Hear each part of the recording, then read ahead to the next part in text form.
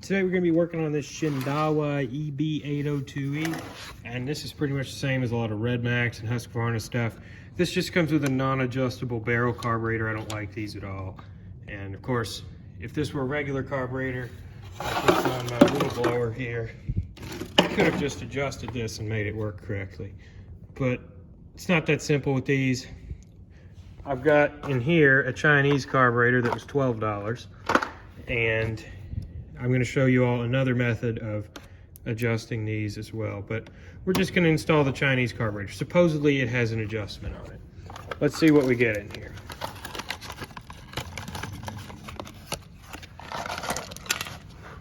All right, cool. Yeah, this does have a high-speed adjustment on it. Is it quality? Probably not. Came with a grommet here that looks to be the wrong size. Look how much smaller that is. That's not gonna work. This might work in the Honda tiller though. Got 2 primer bulbs, 2 fuel filters, fuel line, which seems to be a pretty bad quality, but it's neat that it came with these. Definitely save those. So, all right, let's switch out this carburetor.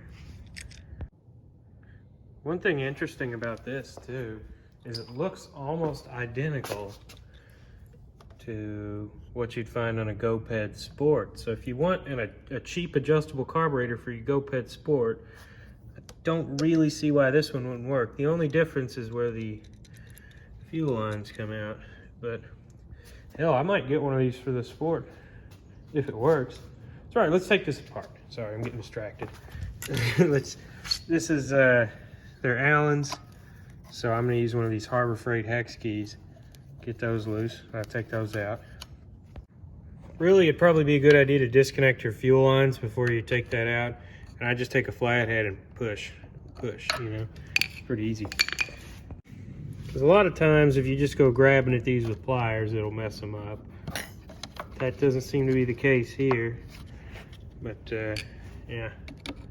Just take our flathead and maybe a two-handed task. Looks like another Allen up here, same size as the other ones.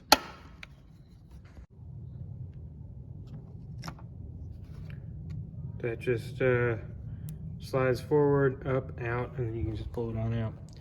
All right, it's garbage. Let's get the new one all set up. I'd probably go ahead and clean this up just a bit, but the surface itself is good, so I'm not gonna bother with it. This thing only costs 25 bucks, you gotta remember that here. Not building a space shuttle. So this kit does come with a new gasket, and it meets on here like this. I don't know if air would get through that. The old gasket blocked that hole off. The old gasket in my case still looks good, sort of, so we're just gonna reuse the old one. I got this back started up here at the top. I'm gonna slip the gasket on, slip the bolts through, and get this put together. Got everything hooked up too. And then with these, you just kind of want to tighten these down evenly. You know, you don't have to get them all that tight. It's just kind of like a feel, you know. Just nice and evenly.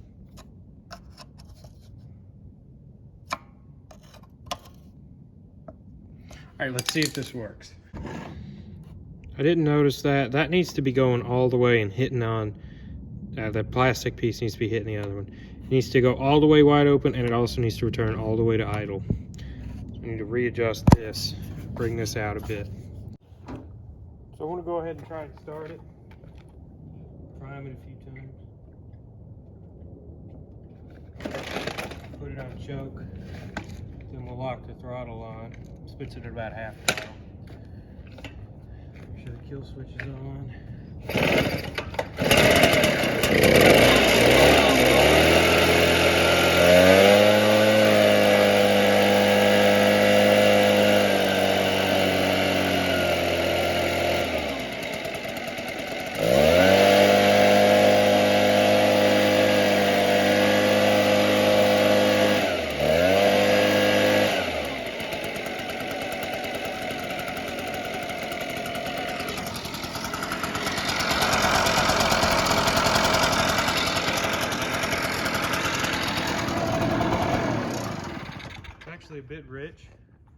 but I'll turn down that screw, put everything back together, and then give it another little test. But so far, that's pretty awesome. It held an idle and it took throttle really well. Got it all tuned.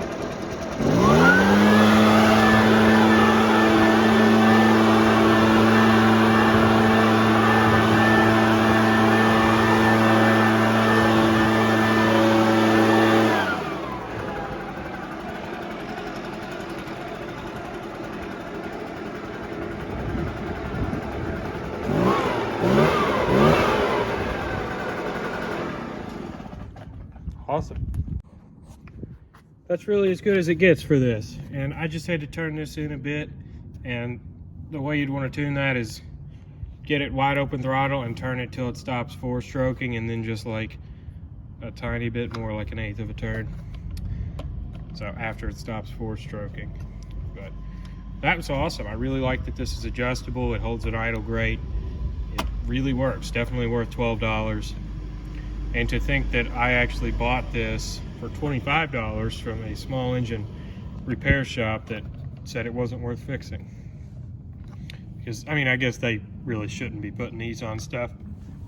But for me to buy and fix and sell it, this is perfect. I'm going to use this quite a bit before I sell it. And if something, you know, does go wrong with it, or it, you know, something happens with it, I'll make an update. But usually I've had great luck with these carburetors. So, all right, let me show you the other method here. So what we want to do to adjust this original carburetor is to take this part off. Take these 4 screws off and take this whole big square off, these 2 pieces. Let's do that.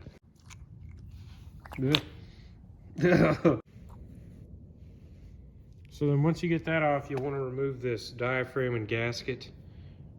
Check to see how your diaphragm is. If this is all crinkly and old sounding, you want to replace that. So then you'll see this little thing here, and see how that says 53? That's the number of the jet. It's 0.53 millimeters. That's how big the hole is. So let's take this jet out, and I'll show you how to increase it. You can use one of these picks to pull it out, and there's just a little O-ring in there. See, little O-ring. Don't lose that. Although I probably will.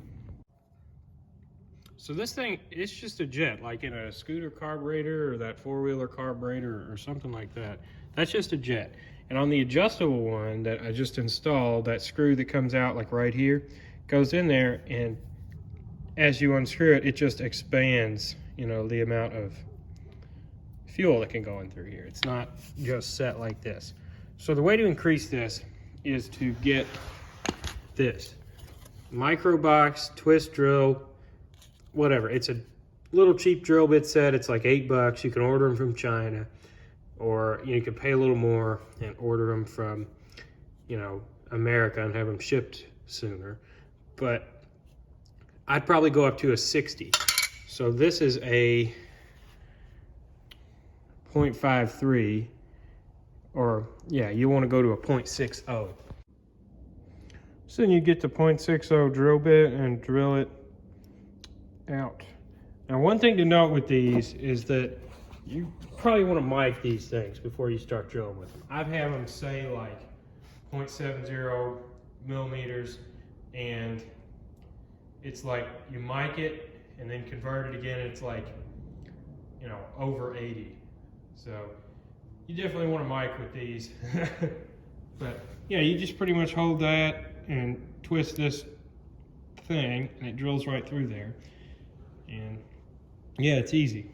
Not as easy as spending $12 and, you know, just installing that carb in 10 minutes, but it's an alternative if you don't really want to spend money and you've got a set of these drill bits laying around. So yeah, there you go.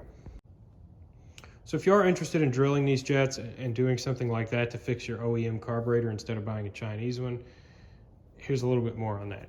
So if I were going to do this, I would start with the 0.55 millimeter drill bit, mic it, make sure it's exactly correct, and then drill the jet out.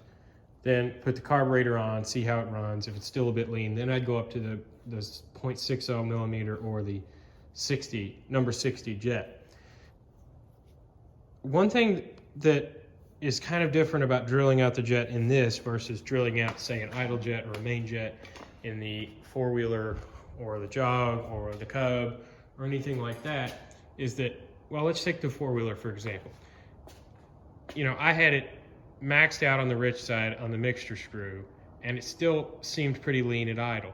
So I drilled it out 0.05 millimeters, and that gave me, you know, much more adjustment. I could get it adjusted correctly at idle, and it ran quite a bit better.